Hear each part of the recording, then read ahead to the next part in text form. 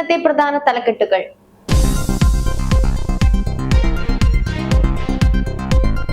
വാഹന മോഡിഫിക്കേഷനിൽ കൂടുതൽ ഇളവുകൾ ഉണ്ടാകില്ലെന്ന് വ്യക്തമാക്കി ഗതാഗത മന്ത്രി CP ജോൺ. വാഹന മോഡിഫിക്കേഷന്റെ ഭാഗമായി അമിതമായി വെളിച്ചവും ശബ്ദവും പുറത്തേക്ക് വരുന്നത് അനുവദിക്കാനാവില്ലെന്നും അപകടകരമല്ലാത്ത കളർ കോഡും ഫിറ്റിംഗ്സും പ്രശ്നമില്ലെന്നും മന്ത്രി വ്യക്തമാക്കി. വാഹന മോഡിഫിക്കേഷനിൽ കേന്ദ്ര നിയമാവലി ബാധകമാണെന്നും നിയമസഭയിൽ മന്ത്രി പറഞ്ഞു.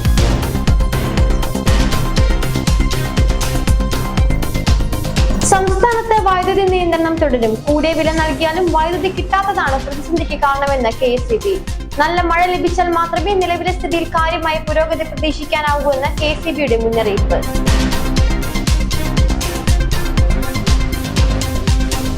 ഒരൊറ്റ ക്ലിക്കിൽ സർവ്വതും വിരൽത്തുമ്പിൽ. ഇന്ന് ലോക സോഷ്യൽ മീഡിയ ദിനം.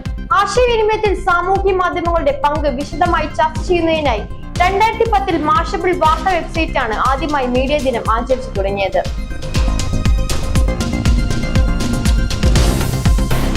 സംസ്ഥാനത്തെ വിവിധ ജില്ലകളിൽ ഇന്നും ശക്തമായ മഴയ്ക്ക് സാധ്യതയെന്ന് കേന്ദ്ര കാലാവസ്ഥാ വകുപ്പിന്റെ പ്രവചനം. എറണാകുളം ജില്ലയിൽ ഇന്ന് യെല്ലോ അലർട്ട്. ഒറ്റപ്പെട്ട ഇടങ്ങളിൽ ഇടിമിന്നലോട് കൂടിയ മഴയ്ക്കും മണിക്കൂറിൽ 40 മുതൽ 50 കിലോമീറ്റർ വരെ വേഗതയിൽ ശക്തമായ കാറ്റിന് സാധ്യതയുണ്ടെന്നും കേന്ദ്ര കാലാവസ്ഥാ വകുപ്പിന്റെ മുന്നറിയിപ്പ്.